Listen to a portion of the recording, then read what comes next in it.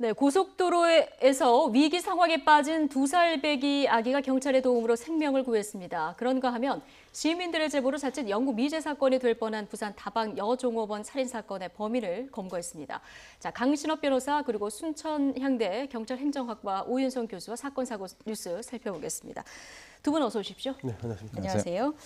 네, 오늘 먼저 좀 훈훈한 소식으로 시작해 볼까 합니다. 고속도로에서 아이의 그 생명을 구해서 화제가 된 경찰이 있었는데요. 이게 어떻게 된 일인지 먼저 좀 설명을 해주실까요? 네, 지난 이제 8월 29일인데요. 그 어머니는 그 본인의 지병으로 인해서 서울에 있는 병원에 있었고, 예. 그런 상황에서 이제 경남 통영에 있던 그 둘째 아이가 그 뇌하수체 종양으로 인해서 22개월 된 남자인데요. 고열이 나고 또 이제 호흡 곤란이 있어서 아버지가 아이를 데리고 이제 올라오는 그런 상황이었어요. 예. 그러니까 어떻게 보면 이제 둘이가 도중에 이제 만나서 또다시 병원을 와야 되는데 그 병원에 모든 그 아이의 병원 기록이 있었기 때문에 네. 이제 그렇게 된 것이죠. 근데 이제 그 상황에서 상당히 당혹하니까 이 어머니가 경찰에 전화를 해서 도움을 요청을 했는데 당시에 이제 고속도로 순찰 때 대원들이 아주 지혜롭게 잘 그 대처를 했어요. 예. 그래서 이제 졸음 쉼터로 유도를 해가지고 이 두 명이 일개조인데 한 사람은 앞에서 순찰차를 몰면서 선도 호송을 하고 예. 또 한 사람은 그 해당되는 그 어머니 차를 몰면서 이제 와서 실제로 이제 45km 정도 거리가 예. 되는데 한 30분 만에 응급실에 도착을 했거든요. 네. 그래서 결국 그 아이의 그 아주 급한 그런 상황을 기지로 잘 극복을 한 그런 사례가 되겠습니다. 네, 경찰의 기지로 이제 아이의 생명이 살아날 수 있었던 그런 사건인데 오 교수님이 잠깐 얘기를 해주셨는데 사실 아이가 사는 곳은 경남 통영입니다. 통영에서 아픈데 왜 서울까지 굳이 올라왔을까? 이 사연을 좀 들여다보니까 굉장히 안타깝더라고요. 글쎄 말이에요. 경남 통영에서 서울까지 왔다는 것이 이유가 있었다는 예. 거죠. 지금 어머니가 교수님 말씀하신 대로 서울에서 치료를 받고 있었고, 네, 뇌하수체 그리고 종양을 첫째 알고 딸이 계시는 걸로 알고 있는데 있고요. 예. 딸도 사실은 뇌하수체 종양이라고 그래요. 지금 얘는 둘째인데 네. 얘도 이제 그런 증상이 있어서 관찰 중이었고, 그래서 결국 이제 어머니가 내려가 가지고 예.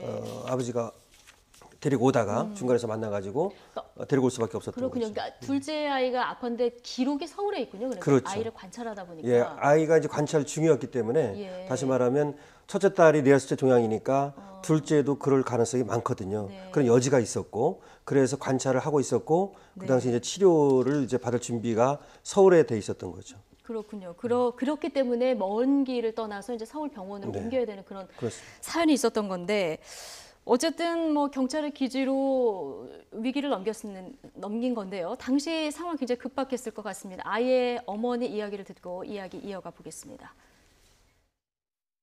열이 39도까지 올라가 있고 발진도 일어났었고 가다가 호흡을 2번 정도 안 했어요. 그러니까 이제 차는 몰아야 되고 아이는 울고 엄마가 얼마나 애가 탔을까 싶어요. 뭐 사실 저 상황에서는 그 어머니도 제대로 잘 대처를 했다라고 예. 봅니다. 그때 이제 발만 동동 굴리고 어떤 도움을 구체적으로 받을 수 없는 그런 상황이 된다면 아이의 생명과도 이제 직결이 될 수 있는데 예. 사실은 이제 그 시민도 적절하게 잘 도움을 요청을 했고 또 경찰도 거기에 잘 응대를 해줬는데요. 이 사실은 이제 경찰관 직무집행법에 보게 되면 그 어떤 직무의 범위가 가장 제일 먼저 나오는 예. 것이 국민의 생명과 신체 그리고 재산을 보호하는 것이 제일 우선적으로 예. 나옵니다.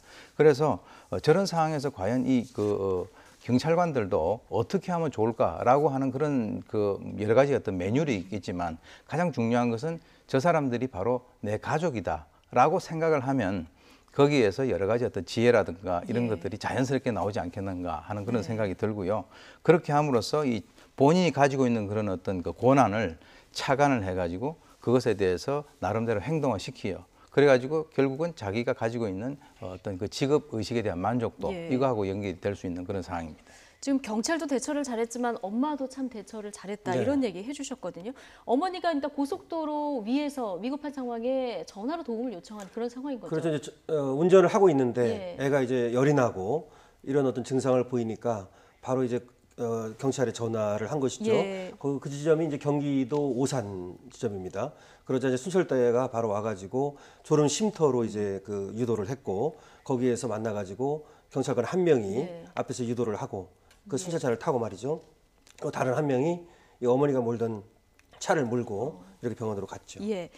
그렇게 경찰은 긴 거리를 쉴 새 없이 달리면서도 틈틈이 아이 엄마와 또 아이를 챙기는 것도 잊지 않았다고 하는데요. 당시 블랙박스 영상 잠깐 보시고 다시 오겠습니다.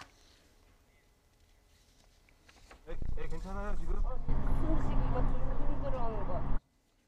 네, 지금 아주 짧게 보셨습니다만 애가 괜찮냐 이거를 오는 내내 계속 경찰관이 했다는 거예요. 그래서 네. 안심을 시키면서 왔다는 건데 아이 상태는 지금 괜찮은 건가요? 그렇습니다. 그래서 그때 뒷좌석에 이제 어머니가 보살피면서 왔기 때문에 병원에 가가지고 바로 진찰을 받고 퇴원을 할 수 있었다고 그래요. 네. 그래서 만약에 그렇게 빨리 조치를 하지 못했더라면 중환자실에 갈 수 있었을 것이다 그래가지고 굉장히 고맙다고 이것을 사실은 이제 알린 거죠 어머니가. 네. 그래서 이렇게 알려지게 된 겁니다. 어머니가 알리면 이렇게 그렇죠. 미담을 알리면서 예, 이런 일이 있었다고 이제 어머니가 알리면서 그렇군요. 이것이 대중에게 국민들에게 예. 알려지게 된 겁니다. 나중에 꼭 한번 다시 찾아뵙고 싶다 이런 얘기도 했다고 하는데요. 아이 엄마와 경찰관의 이야기도 한번 들어보시죠. 그러니까 아기가 계속 예. 우니까 경찰 아저씨 없었으면 저희 아이 진짜 중환자실 들어갔을 거예요. 어느 경찰이라도 이런 상황이면은 신속하게 병원으로 같이 이동했을 거라 생각하고요. 치료 이번에 잘 받아가지고 건강하게 성장했으면 하는 바람이 있습니다.